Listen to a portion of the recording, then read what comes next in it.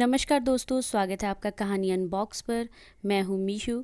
आज आप सुनेंगे मुंशी प्रेमचंद की कहानी सौभागी। तो चलिए फिर सुनते हैं कहानी।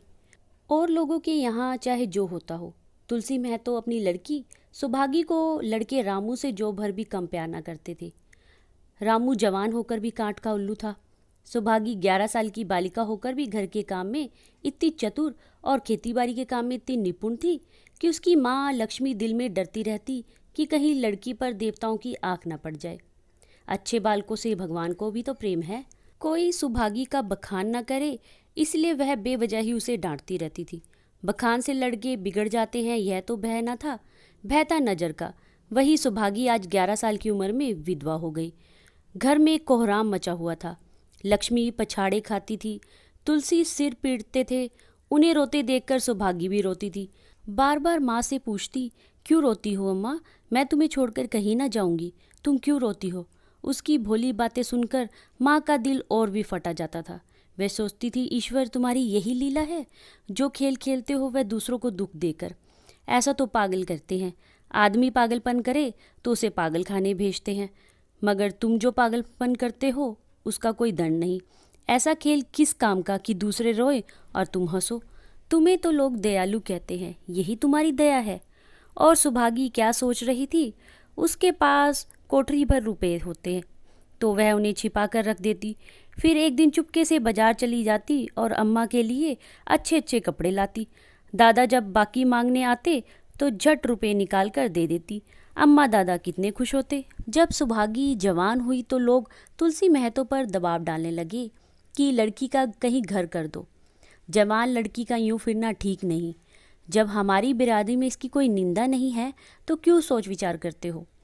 तुलसी ने कहा, भाई मैं तो तैयार हूँ, लेकिन जब सुभागी भी माने, वह किसी तरह राजी नहीं होती। हरिहर ने सुभागी को समझाकर कहा, बेटी हम तेरे ही भले को कहते हैं। माँ बाप अब बूढ़े हुए, उनका क्या भरोसा, तुम इस तरह कब तक बैठी रहोगी? सुभागी ने सिर झुकाकर कहा, चाचा मैं तुम्हारी बात समझ रही हूँ, लेकिन मेरा मन घर करने को नहीं कहता। मुझे आराम की चिंता नहीं है, मैं सब कुछ झेलने को तैयार हूँ और जो काम तुम कहो वह सिर आंखों के बल करूँगी, मगर घर बसाने को मुझसे ना कहो।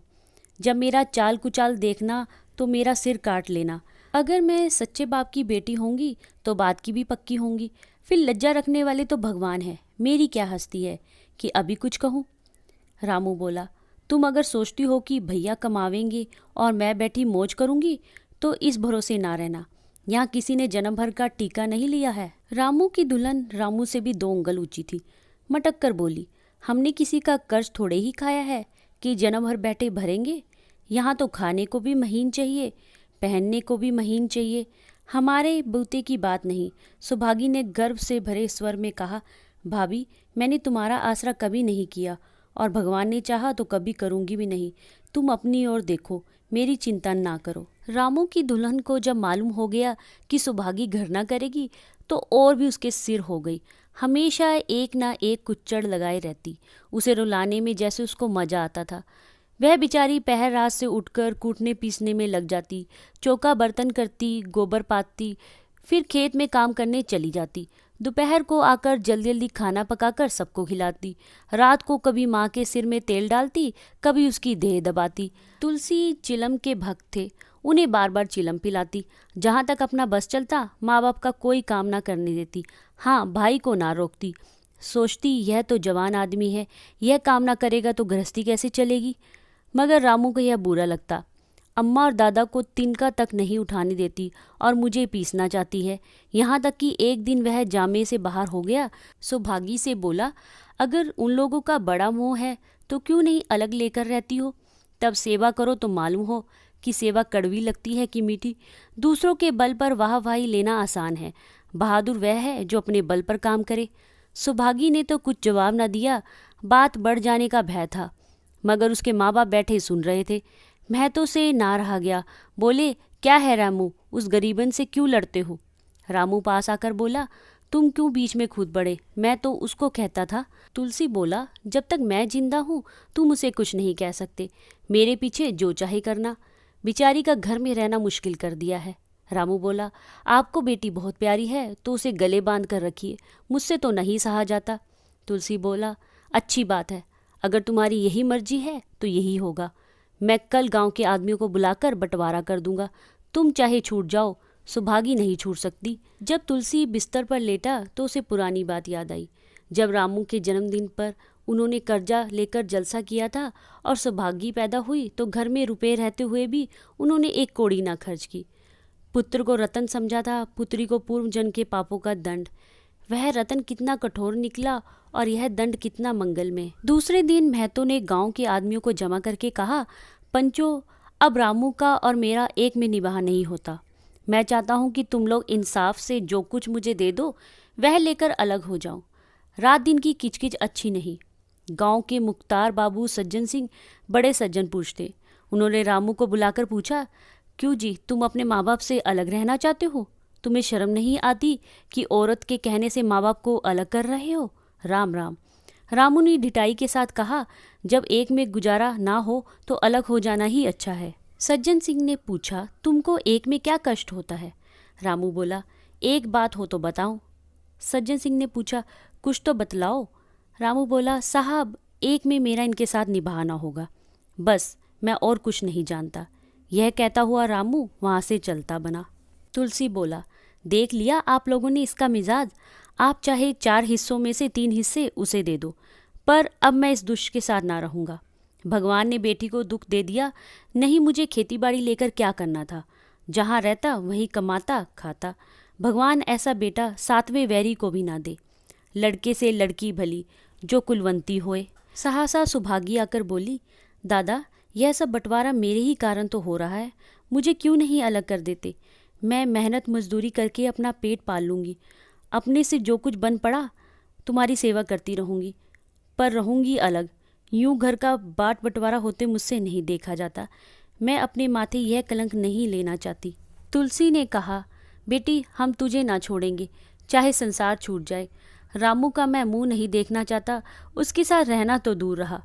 रामू की दुल्हन बोली, तुम किसी का मुंह नहीं देखना चाहते तो हम भी तुम्हारी पूजा करने को व्याकुल नहीं हैं। मैं तो दांत पीसते हुए उठे कि बहू को मारे, मगर लोगों ने पकड़ लिया। बंटवारा होते ही महतो और लक्ष्मी को मानो पेंशन मिल गई। पहले तो दोनों सारा दिन सुभागी के मना करने पर भी कुछ ना कुछ करते ही रहते थे, पर अब उन्हें पूरा विश्राम था। पहले दोनों दूध घी को तरसते थे। सुभागी ने कुछ रुपए बचाकर एक भैंस ले ली। बूढ़े आदमियों की जान तो उनका भोजन है, अच्छा भोजन ना मिले तो वे किस आधार पर रहे। चौधरी ने बहुत विरोध किया, कहने लगे, घर का काम यूं ही क्या कम है कि तू यह नया झंझट पाल रही है। सुभागी उन्हें बहलाने के लिए कहती, दादा, दूध के बिना मुझे खाना अच्छा नहीं लगता। लक्ष्मी ने हंसकर कहा, बेटी, तू झूठ कब से बोलने लगी? कभी दूध हाथ से तो छूती नहीं, खाने की कौन कहे, सारा दूध हम लोगों के पेट में ठूस देती है। गांव में जहाँ देखो सबके मुंह से सुभागी की तारीफ। लड़की नहीं देवी है, 2 मर्दों का काम भी करती है, उस पर माँ बाप की सेवा भी किए जाती है। सज्जन सिंह तो कहते हैं यह उस जन्म की देवी है, मगर शायद महतो को यह सुख बहुत दिन तक ना भोगना लिखा था। 7-8 दिन से महतो को जोर का ज्वर चढ़ा हुआ था, देह पर कपड़े का तार भी नहीं रहने देते थे। लक्ष्मी पास बैठी रो रही थी। सुभागी पानी लिए खड़ी है। अभी एक क्षण पहले महतो ने पानी मांगा था, पर जब तक वह पानी लावे उनका जी डूब गया और हाथ पांव ठंडे हो गए। सुभागी उनकी यह दशा देखते ही रामू के घर गई और बोली, भैया चलो देखो, आज दादा ना जाने कैसे हुए जाते हैं, 7 दिन से ज्वर नहीं उतरा। रामू ने चारपाई पर लेटे लेटे कहा, तो क्या मैं डॉक्टर हकीम हूँ कि देखने चलूँ? जब तक अच्छे थे तब तक तो तुम उनके गले का हार बनी हुई थी, अब जब मरने लगे तो मुझे बुलाने आई हो? उसी वक्त उसकी दुल्हन अंदर से निकल आई और सुभागी से पूछा, दादा को क्या हुआ है दीदी? सुभागी के पहले रामू बोल उठा, हुआ क्या है, अभी कोई मरे थोड़े ही जाते हैं। सुभागी ने फिर उससे कुछ न कहा, सीधे सज्जन सिंह के पास गई। उसके जाने के बाद रामू हंसकर स्त्री से बोला, त्रिया चरित्र इसी को कहते हैं। रामू की स्त्री बोली, इसमें त्रिया चरित्र की कौन सी बात है, चले क्यों नहीं जाते? रामू बोला, मैं नहीं जाऊंगा, जैसे उसे लेकर अलग हुए थे वैसे उसे लेकर रहे, मर भी जाएं तो ना जाऊं। स्त्री हंसकर बोली, मर जाएंगे तो आग देने तो जाओगे, तब कहाँ भागोगे? रामू बोला, कभी नहीं, सब कुछ उनकी प्यारी सुभागी कर लेगी। स्त्री बोली, तुम्हारे रहते वह क्यों करने लगी? रामू बोला, जैसे मेरे रहते उसे लेकर अलग हुए और कैसे। स्त्री बोली, नहीं जी, यह अच्छी बात नहीं है। चलो देख आवे, कुछ भी हो बाप ही तो हैं, फिर गांव में कौन सा मुंह दिखाओगे। रामू बोला, चुप रहो, मुझे उपदेश मत दो। उधर बाबू साहब ने जो ही महतो की हालत सुनी, तुरंत सुभागी के साथ भागे चले आए। यहाँ पहुंचे तो महतो की दशा और खराब हो चुकी थी। नाड़ी देखी तो बहुत धीमी थी। समझ गई कि जिंदगी के दिन पूरे हो गए। मौत का आतंक छाया हुआ था। सजल नेत्र होकर बोले, महतो भाई कैसा जी है। महतो जैसे नींद से जागकर बोले, बहुत अच्छा है भैया, अब तो चलने की बेला है। सुभागी के पिता अब तुम ही हो, उसे तुम ही को सौंपे जाता हूँ। सज्जन सिंह ने रोते हुए कहा, भैया महतो घबराओ मत, भगवान ने चाहा तो तुम अच्छे हो जाओगे। सौभागी को तो मैंने हमेशा अपनी बेटी समझा है और जब तक जीऊँगा ऐसा ही समझता रहूँगा। तुम निश्चिंत रहो, मेरे रहते सुभागी या लक्ष्मी को कोई तिरछी आँख से ना देख सकेगा, और कुछ इच्छा हो तो वह भी कह दो। महतो ने विनीत नेत्रों से देखकर कहा, और कुछ नहीं कहूँगा भैया, भगवान तुम्हें सदा सुखी रखे। सज्जन सिंह, रामू को बुलाकर लाता हूँ, उससे जो भूल चूक हो क्षमा कर दो। महतो, नहीं भैया, उस पापी हत्यारे का मुंह मैं नहीं देखना चाहता। इसके बाद गोदान की तैयारी करने लगे। रामू को गांव भर ने समझाया, पर वह अंत्येष्टि करने पर राजी न हुआ। कहा, जिस पिता ने मरते समय मेरा मुंह देखना स्वीकार न किया, वह मेरा ना पिता है ना मैं उसका पुत्र हूँ। लक्ष्मी ने दाह क्रिया की। इन थोड़े से दिनों में सौभागी ने ना जाने कैसे रुपए जमा कर लिए थे कि जब 13वीं का सामान आने लगा तो गांव वालों की आंखें खुल गई। बर्तन, कपड़े, घी, शक्कर, सभी सामान इफरात से जमा हो गए। रामू देख देख जलता था और सौभागी उसे जलाने के लिए सबको यह सामान दिखाती थी। लक्ष्मी ने कहा, बेटी घर देखकर खर्च करो, अब कोई कमाने वाला नहीं बैठा है, आप ही कुआं खोदना है और पानी पीना है। सौभागी बोली, बाबूजी का काम तो धूमधाम से ही होगा अम्मा, चाहे घर रहे या जाए। बाबूजी फिर थोड़े ही आवेंगे। मैं भैया को दिखा देना चाहती हूँ कि अबला क्या कर सकती है। वह समझते होंगे इन दोनों से कुछ ना होगा, उनका यह घमंड तोड़ दूंगी। लक्ष्मी चुप हो गई। 13वीं के दिन 8 गांव के ब्राह्मणों का भोज हुआ। चारों तरफ वाहवाही मच गई। पिछले पहर का समय था, लोग भोजन करके चले गए थे। लक्ष्मी थक कर सो गई थी। केवल सुभागी बची हुई चीजें उठा उठा कर रख रही थी कि ठाकुर सज्जन सिंह ने आकर कहा, अब तुम भी आराम करो बेटी, सवेरे यह सब काम कर लेना। सुभागी ने कहा, अभी थकी नहीं हूँ दादा, आपने जोड़ लिया, कुल कितने रुपए उठे हैं। सज्जन सिंह ने कहा, वह पूछकर क्या करोगी बेटी। कुछ नहीं, यूं ही पूछती थी। सुभागी ने कहा, कोई 300 रुपये उठे होंगे। सज्जन सिंह ने कहा। सुभागी ने सकुचाते हुए कहा, मैं इन रुपयों की देनदार हूँ, तुमसे तो मैं मांगता नहीं, मैं तो मेरे मित्र और भाई थे, उनके साथ कुछ मेरा भी तो धर्म है। सज्जन सिंह ने कहा, आपकी यही दया क्या कम है कि मेरे ऊपर इतना विश्वास किया, मुझे कौन 300 देता। सुभागी ने कहा। सज्जन सिंह सोचने लगे, इस अबला की धर्म बुद्धि का कहीं वार पार भी है या नहीं। लक्ष्मी उन स्त्रियों में से थी जिनके लिए पति वियोग जीवन सूत्र का बंद हो जाना है।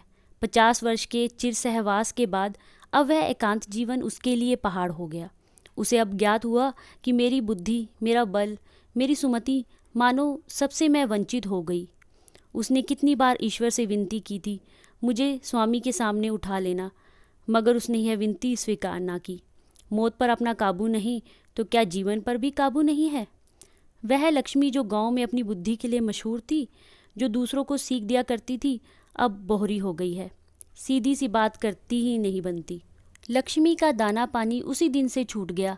सौभागी के आग्रह पर चौके में जाती, मगर कोर कंठ के नीचे न उतरता। 50 वर्ष हुए, एक दिन भी ऐसा ना हुआ कि पति के बिना खाए खुद खाया हो। अब उस नियम को कैसे तोड़े। आखिर उसे खांसी आने लगी। दुर्बलता ने जल्द ही खाट पर डाल दिया। सौभागी अब क्या करे। ठाकुर साहब के रुपए चुकाने के लिए दिलो जान से काम करने की जरूरत थी।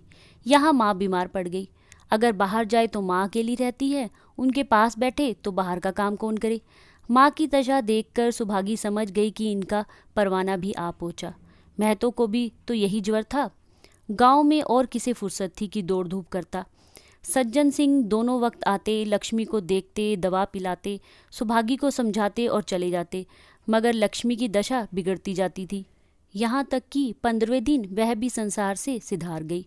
अंतिम समय रामू आया, उसके पैर छूना चाहता था, पर लक्ष्मी ने उसे ऐसी झिड़की दी कि वह उसके समीप ना जा सका। सौभागी को उसने आशीर्वाद दिया, तुम्हारी जैसी बेटी पाकर तर गई, मेरा क्रियाक्रम तुम ही करना। मेरी भगवान से यही अर्जी है कि तुम अगले जन्म में भी मेरी कोख पवित्र करो। माता के देहांत के बाद सौभागी के जीवन का केवल एक लक्ष्य रह गया, सज्जन सिंह के रुपए चुकाना। 300 पिता के क्रियाक्रम में लगे थे, लगभग 200 माता के काम में लगे। 500 का ऋण था और उसकी अकेली जान, मगर वह हिम्मत न हारती थी। 3 साल तक सौभागी ने रात को रात और दिन को दिन न समझा। उसकी कार्य शक्ति और पौरुष देखकर लोग दांतों तले उंगली दबाते थे। दिन भर खेती बाड़ी का काम करने के बाद वह रात को 4-4 पसेरी आटा पीस डालती। 30वें दिन 15 रुपये लेकर वह सज्जन सिंह के पास पहुंच जाती। इसमें कभी नागा ना पड़ता। यह मानव प्रकृति का अटल नियम था। अब चारों ओर से उसकी सगाई के पैगाम आने लगे। सभी उसके लिए मुंह फैलाए हुए थे। जिसके घर सौभागी जाएगी उसके भाग्य फिर जाएंगे। सौभागी यही जवाब देती, अभी वह दिन नहीं आया। जिस दिन सौभागी ने आखिरी किस्त चुकाई, उस दिन उसकी खुशी का ठिकाना ना था। आज उसके जीवन का कठोर व्रत पूरा हो गया। वह चलने लगी तो सज्जन सिंह ने कहा, बेटी तुमसे मेरी एक प्रार्थना है, कहो कहूँ, कहो ना कहूँ, मगर वचन दो कि मानोगी। सौभागी ने कृतज्ञ भाव से देखकर कहा, दादा आपकी बात ना मानूंगी तो किसकी बात मानूंगी, मेरा तो रोया रोया आपका गुलाम है। सज्जन सिंह बोला, अगर तुम्हारे मन में यह भाव है तो मैं ना कहूँगा।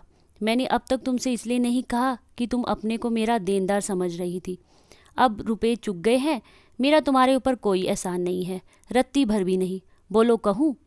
सौभागी ने कहा, आपकी जो आज्ञा हो। सज्जन सिंह बोले, देखो इनकार ना करना, नहीं मैं फिर तुम्हें अपना मुंह ना दिखाऊंगा। सौभागी बोली, क्या आज्ञा है? सज्जन सिंह, मेरी इच्छा है कि तुम मेरी बहू बनकर मेरे घर को पवित्र करो। मैं जात पात का कायल हूँ, मगर तुमने मेरे सारे बंधन तोड़ दिए। मेरा लड़का तुम्हारे नाम का पुजारी है, तुमने उसे बाहर देखा है, बोलो मंजूर करती हो? सौभागी बोली, दादा इतना सम्मान पाकर पागल हो जाऊंगी। सज्जन सिंह बोला, तुम्हारा सम्मान भगवान कर रहे हैं बेटी, तुम साक्षात भगवती का अवतार हो। सौभागी बोली, मैं तो आपको अपना पिता समझती हूँ, आप जो कुछ करेंगे मेरे भले के लिए ही करेंगे, आपके हुक्म को कैसे इनकार कर सकती हूँ। सज्जन सिंह ने उसके माथे पर हाथ रखकर कहा, बेटी तुम्हारा सुहाग अमर हो, तुमने मेरी बात रख ली, मुझसा भाग्यशाली संसार में और कौन होगा। दोस्तों इस कहानी का अंत यहीं पर होता है। आप सुन रहे थे मुंशी प्रेमचंद की कहानी सौभागी। कहानी आपको कैसी लगी मुझे कमेंट करके बताइए।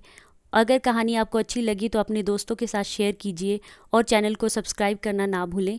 मिलते हैं एक नई कहानी के साथ। कहानी सुनने के लिए धन्यवाद।